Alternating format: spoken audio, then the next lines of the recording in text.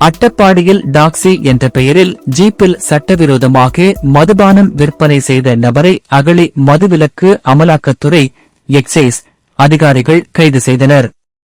பாலக்காடு துணை எக்சைஸ் ஆணையர் கட்டுப்பாட்டு அறைக்கு கிடைத்த ரகசிய தகவலின் அடிப்படையில் அகழி எக்சைஸ் இன்ஸ்பெக்டர் இலாஸ் அலி தலைமையிலான குழுவினர் அட்டப்பாடி பழங்குடியினர் தாலுகா அகழி கிராமம் கவுண்டிக்கல் பகுதியில் சோதனை நடத்தினர்.